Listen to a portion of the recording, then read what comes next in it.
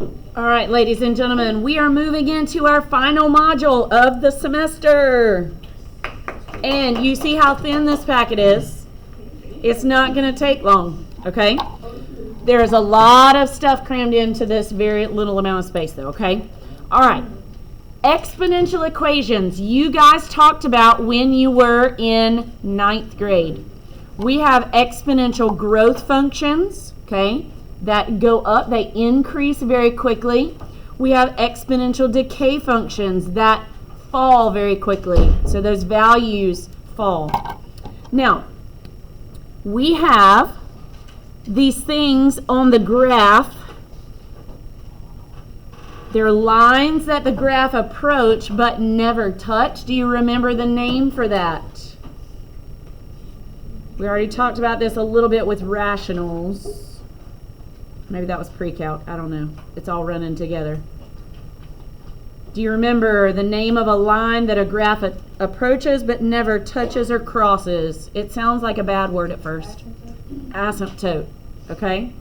Now, right here, this value in the equation tells me everything that I need to know about that function. Okay? If that b value is greater than 1, that means that it's going to be growth. And if it's between 0 and 1, okay, it's going to be decay. So, we'll get back to our graphs momentarily. All right? Right here, the directions say evaluate each of the following using a calculator and round to 5 decimal places. Now, some of us know that we have to be very careful with rounding because it will count off on a whole problem if that rounding is not right. So I do want to be very, very careful right here. Okay, when I do 5, in the graphing calculator, do y'all see this little caret key? It's the little rooftop key underneath clear. Okay, that's what raises it to a power. And then I can type 1.7 and hit enter. Now, if I'm rounding to 5 decimal places, I've got 15.4258. And what sits behind the 8? Currently a 4. Well, I need to find my place that I'm rounding. That is the 4. I'm going to look next door to the right. And if it's 5 or higher, I'm going to add one more. So, this 6 is going to make that 4 round up to a 5. Okay? It doesn't matter if you have decimals as the base and decimals as the exponent. Okay? We're going to very carefully round to 5 decimal places. This gives me 18.76757. Okay? Now, if I have numbers in parentheses, I'm just a little bit OCD and I want to make sure, that I put things in the correct spot, okay?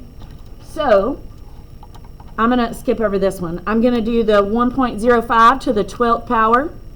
That gives me 1.79586. Okay. Then I get to these where it just asks me to like randomly plug in stuff. Okay. Now, right here, I know that this kind of seems out of place, but be careful when you are substituting in for a variable that you plug in that number into parentheses. Okay.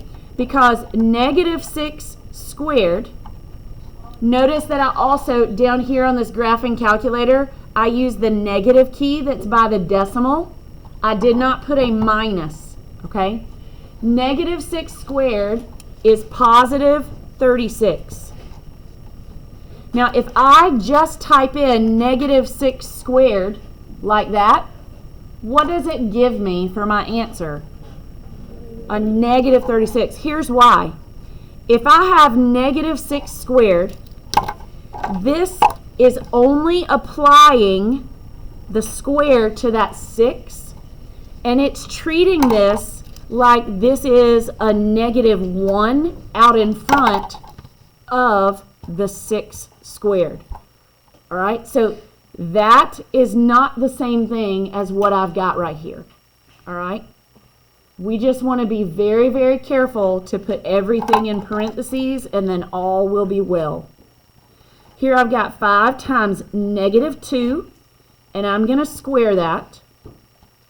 That gives me negative 10 squared, which is what number, friends? 100. Well, what if I have to substitute a negative value in for something that is cubed? What is something cubed that's negative? It's going to be a negative, okay? Negative 4 to the 3rd power is negative 64. So, if I put this in the calculator just like I had it, that gives me negative 192. Okay, same thing right here. You would do 2 times negative 5. You would multiply the numbers inside. Okay, that's going to give me 4 times 100, which is 400. Okay, there are some of your questions on your homework that are that simple. Okay, plug a number in and work it out. All right, let's take a look at exponential graphs and their characteristics. Okay, I'm going to go to y equals in my graphing calculator. It's that top left button. Okay, and I want to type my function exactly like I see it. Here I have 5 raised to the x minus 3 power, and then out in the back I'm going to have a plus 4. All right, so I'm going to hit graph. I want to see what's going on there. Okay, so just for my own sake, I'm going to sketch this. Okay, right here, even though it looks like the graph is there, I want you guys to know that there is an asymptote where it looks like that graph is leveling out. Okay, so there is an asymptote at the equation y equals 4. Y equals goes through the y-axis. Okay, and my graph, if I go to my table, does everybody see the top right-hand button? It says graph. The blue letters above that says table. If I hit second graph, okay, I can go and see my table of values. So when everything is getting closer and closer to 4, and then all of a sudden it goes through the y-axis at, let's see, this is 4.008, and then I've got some other points. So my y-intercept is at the ordered pair, and I'm looking in my table right here where x is 0. It's 0, 4.008. I'm going to zoom in on that just a little bit. It'll help those of you who are in the back. Okay? Now, let's talk about domain and range for a second. Okay? Remember that domain is my x values and range is my y values. Okay? Now, on the left-hand and right-hand side of my graph, what do you see? What are those little things that point? We've got arrows, right? What do the arrows indicate? It keeps going. So even though on my graph it looks like it's hitting this 4, okay? What I know technically is that it's getting closer and closer to 4 and it keeps going. There is no break in my graph from left to right. So my domain is negative infinity to positive infinity. All right, now I'm going to come back in right here with a color. And I'm going to kind of just like point out that there's an asymptote here. Is my graph ever going to touch that asymptote? No, okay? Is the graph above or below the asymptote? Is it on top of or below? The graph is on top of, right? So it's going to be from the asymptote up. As my y values go up, what am I approaching? Do up? Infinity, yeah. So it starts at 4, not included. And it goes to infinity. Oops.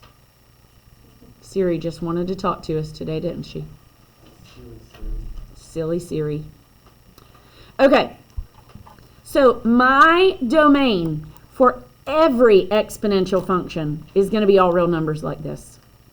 My range, it depends on if it's above or below your asymptote. Okay? Here it happened to be above, so it's your asymptote up. Now let's talk about end behavior. This is the left side and the right side of your graph. So here, if I say as x approaches positive infinity, that means as I move to the right on my graph, where is that tail going? Up to positive infinity. It will never stop. And as I move towards negative infinity, that's the left side of my graph. Okay? As I move towards the left, what are those y values getting closer to? 4. Will it ever actually touch 4? No. Okay? All right. Let's look at the next one. I'm going to go into my y equals, and I'm going to clear it out. Now, I'm going to use this negative button that's right down here by the decimal. I'm going to say -3 raised to the x plus 2 power plus 1. Okay? And I'm going to hit graph. So I'm kind of watching what's happening. Okay? Now, I see right here that there is an asymptote at y equals 1. Now, based on the last two equations, what do you think I can look at in the function to tell me where that asymptote is going to be? Do what? What in your given function tells you where the asymptote is going to be? Huh? Yeah, at the end. This right here is a +4 and this is a +1. That's telling you how your graph is moving up or down. Hey, y'all make sure that y'all give me your undivided attention, okay? Please and thank you. All right, now, right here, I am going to go look at my graph. It looks like my graph crosses the x-axis at -2. I'll verify that in a minute. Okay, and then I want to go into my table. All right, let's see. Yes, -2, 0. Then I've got -1, -2. Let's see. And then I have 0, -8. That's where the graph crosses the y-axis. So right here, this is what my function looks like.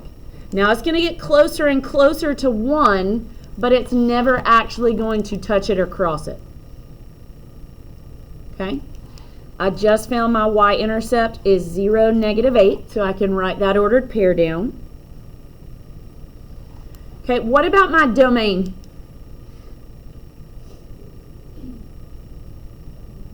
All real numbers. Can't stop, won't stop. It's everything. All right, now, look at my graph this time. Is it above or below my asymptote?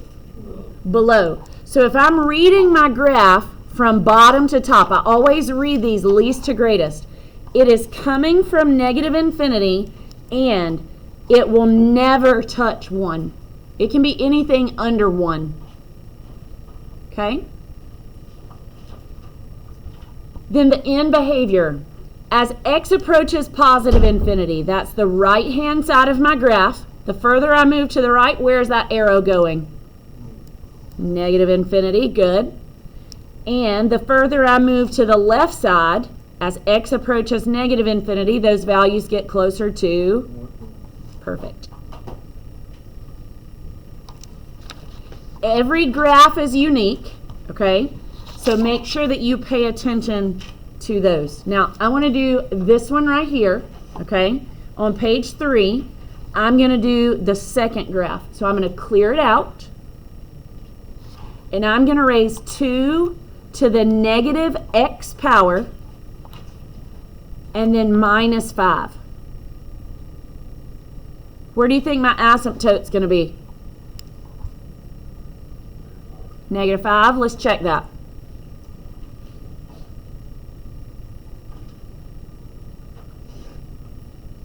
Looks like it to me. Okay, so I am going to sketch that asymptote at negative 5, y equals negative 5. I'm going to jot that down.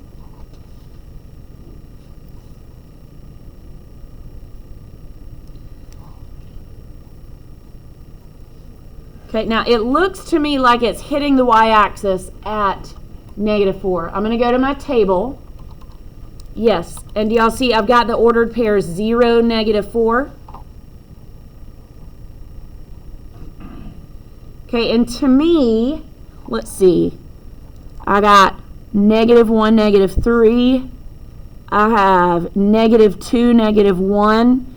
And it looks like it's going to hit somewhere between negative 2 and negative 3. Okay, so this is just a sketch. It's not going to be perfect. What's my domain? All real numbers. Negative infinity to positive infinity. And my range this time is going to be what?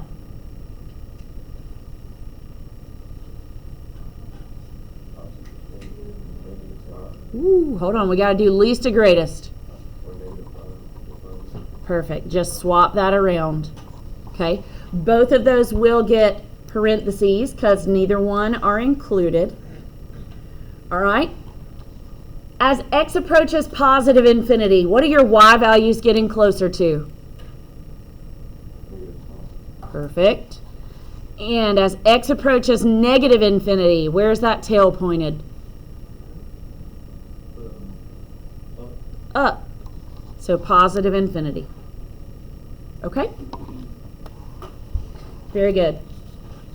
Let's talk real quick about solving exponential equations, all right? Everybody needs to be paying attention to this, okay?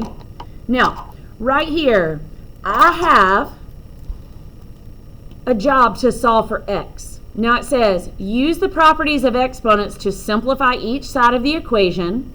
Rewrite the equation so that both sides have the same base. And then once the bases are equal to each other, we will set the exponents equal to each other and solve for x. Okay? Now right here, this one's already done. If I already have 2 to the x plus 1 equals 2 to the 9th, if my bases are the same, the exponents are the same. So I'm just going to drop those bases, and I'm going to solve for x. What do I get? Y'all pick your heads up and pay attention. Y'all get off your laptops for me, please. Okay, what do I get right here for x? 8. Okay, this one is already simplified. I've got the same base, so I'm going to take the exponents. I'm going to set them equal to each other and solve. I like my variables on one side, my numbers on the other. So I'm going to subtract n, and I'm going to subtract 5. So I have 3n equals negative 12. So what will n equal? If you write 4, you're going to get it wrong. Negative 4. Okay? Now, on the left side right here, I have two things that have the same basis, but they're being multiplied together, okay? What do I do with the exponents when we multiply things together that have the same base? You add them. So this is going to be 2k plus 2. And then here I have 3 to the 5k minus 1. So my bases are now equal. So my exponents are equal. You have 2k plus 2 is equal to 5k minus 1. Now, I kind of like my variables on the left. It doesn't really matter, but I'm going to subtract 5k, and I'm going to subtract 2. I get negative 3k is equal to negative 3. So what does k equal here, friends? 1. Good. All right. I've got some combining to do on both sides. Okay. So what is 10 going to be raised to on the left side? I'm adding those together, so 5. Okay. And on the right side, what am I going to get?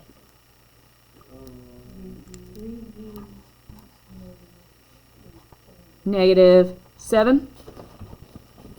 3v minus 7. Okay, so bases are the same, so exponents are the same. So I have 5 equals 3v minus 7. So I'm going to add 7 to both sides, and I get 12 equals 3v. So y'all, what is v going to give me? Positive 4. Good. Okay, that's when my bases are the same. If they are not the same, then I need to manipulate them. I'm going to make a note right here that we cannot turn smaller numbers into bigger numbers, but we can do the opposite. Bigger into smaller.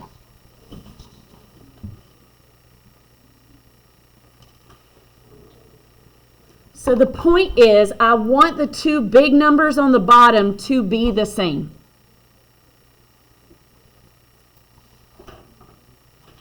We do need to remember exponent rules here. Okay? So, do you agree that I can rewrite 36 with 6 as a base? What power would I raise 6 to give me 36? The second power. So this right here is 6 to the 2x minus 10 equals 6 squared. Do you agree 6 times 6 is 36? So I'm not changing its value, but I am changing the way it looks. What are you working on? Okay. Hold tight on that for me, okay. Right here, Trent, put it away. All right, I get 2x equals 12, so what does x equal? 6. Okay. Here I've got 2 to the p minus 7. That is not going to change. But I need to take 8 and rewrite it. I need the same base. What do I raise 2 to give me 8? Do what? Third. The third power. Good. Okay. So p minus 7 equals 3. So my p value here should be 10.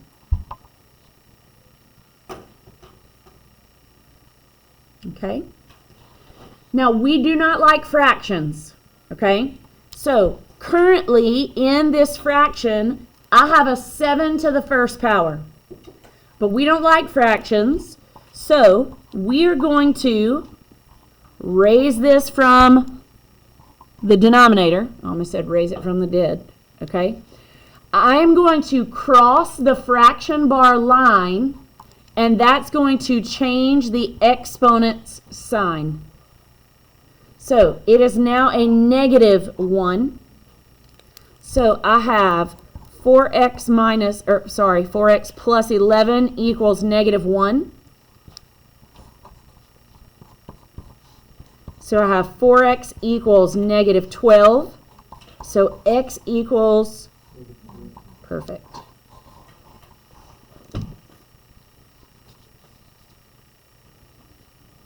All right.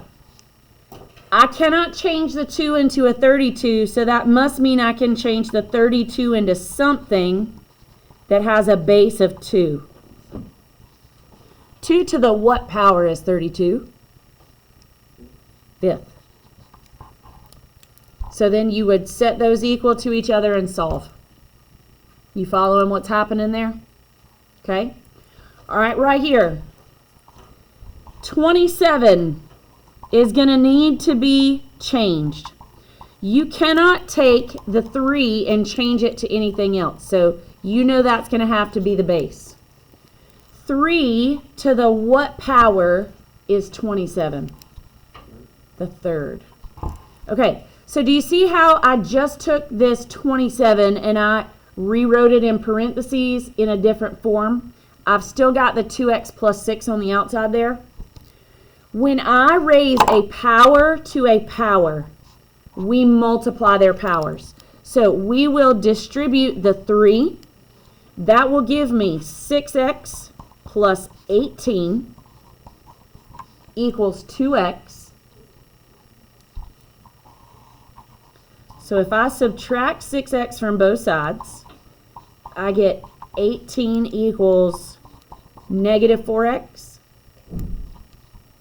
So y'all, x is going to equal 18 over negative 4. But do I want to leave it like that? No. You always want to simplify it. So what can you divide out of both the numerator and denominator? I heard you back there. It's a 2. It's okay to get fractions. You want to write those fractions in simplest form. This is also the same thing as negative 4.5. Okay? Here I've got 4 to the y plus 2 power. And I can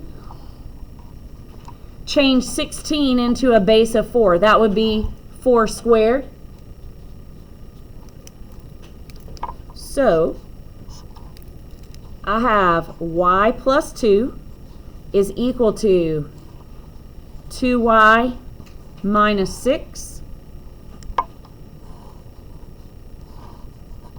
If I add 6 to both sides and subtract y, I end up with y equals 10.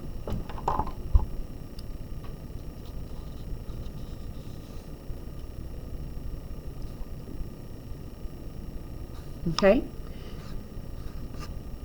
All right, look on page number 5. I'm going to hop, skip, and jump around just a little bit. Okay? Right here on number 12. Okay?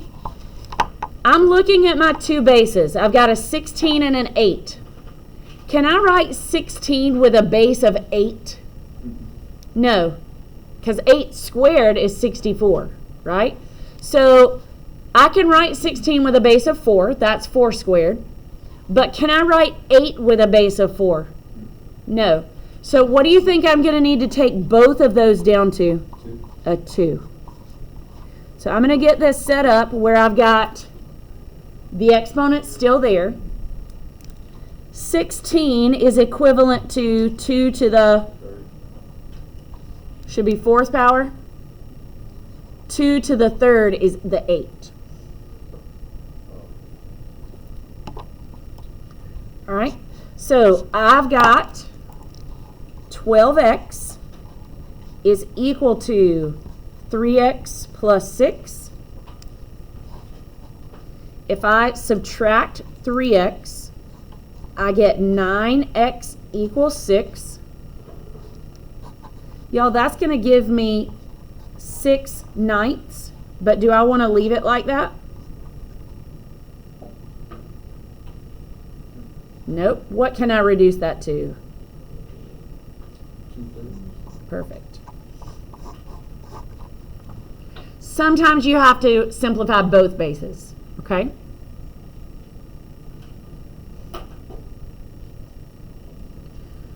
All right, just for example, you would have to take this 4, and that would be 2 squared.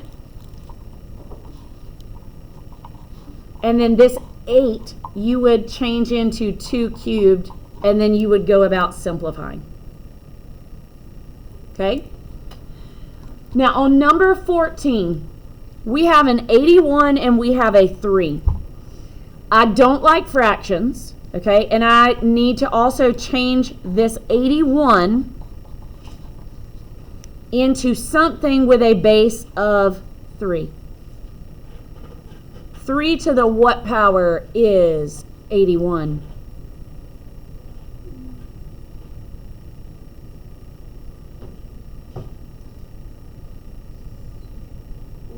Mm-hmm. 3 to the 4th power. And then this right here, I am going to bring this 3 up from the denominator, so that changes that to a -1.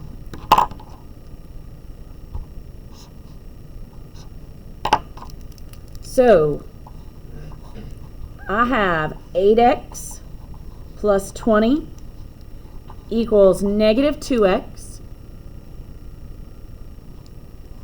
So when I subtract 8x on this side, I end up with 20 equals -10x. So what does x equal? -2. Okay. I want to look at number 17. Okay, number 17. Right here, I've got some combining to do. And I'm also going to take this 64 and rewrite it as 4 to the 3rd power. Now, the understood exponent of this given 4 is a 1. So that means I'm going to add my exponents together. That's 1 plus 4x. So 3 equals 1 plus 4x. When I subtract 1 from both sides, I get 2. So y'all, what is x going to be equal to? 1/2. Because 2/4 is going to reduce. Okay? Number 18, on the left side, I'm going to add these two together. This gives me 9 to the 4x plus 4 power. And then y'all remember 81 is 9 squared, but we do not want a we do not want a fraction. So I'm going to bring that 9 up from the denominator, and that changes that into a -2. Okay, so you would go about solving that as well. Let's look at number 19. We've got a fraction. We don't want that, so we're going to bring that 7 up from the denominator. Now, right here, what do we know 49 is equivalent to? 7 squared. Now, before we combine these on the right-hand side, we need to distribute that exponent. Now, that exponent is going to be 2x minus 10. So, I'm going to have 7 to the 3x minus 19 power.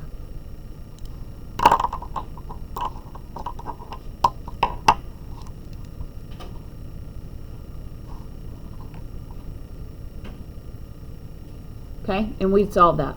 Now, on this one, on 20, what do I need to change this 1/16 into? 4 to the negative second power. Then we're going to put those together. So we have 4 to the 2x minus 2 power equals 4 to the 6x plus 18 power.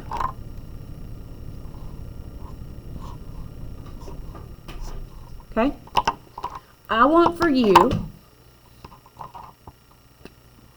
to try 15, 16, and I want you to solve 19 and 20. I want you to do 15, 16, and solve 19 and 20.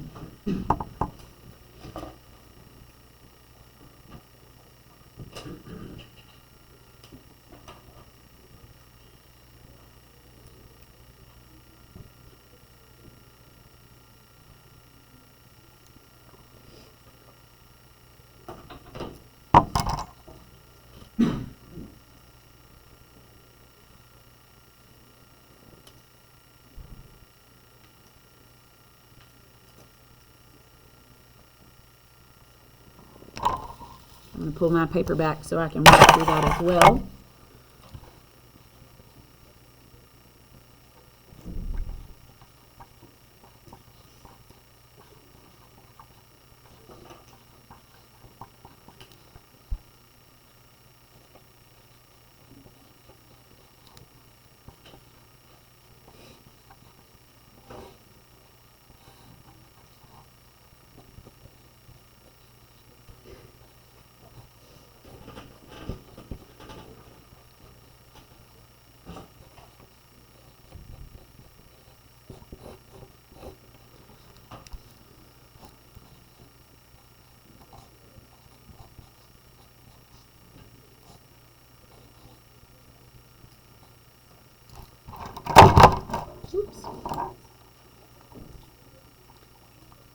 Use your calculator to check your powers if you need to.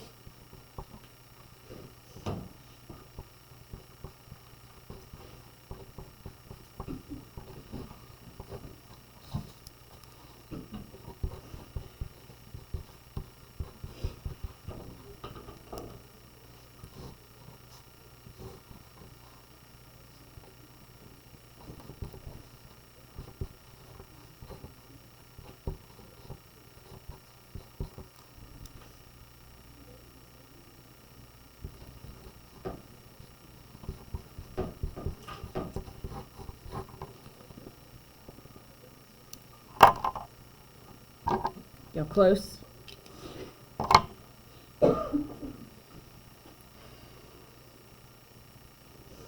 What is 243 broken down? It's 3 to the what power? Huh? Fifth. 3 to the 5th power. Okay. Check my work. Please let me know if I did anything that's off. I promise you will never offend me correcting me. Okay, I got -2 for 15, and I got -10 for 16. And then for 19, I got x equals 6. And for 20, I got x equals -5. Okay? Excellent job today, y'all.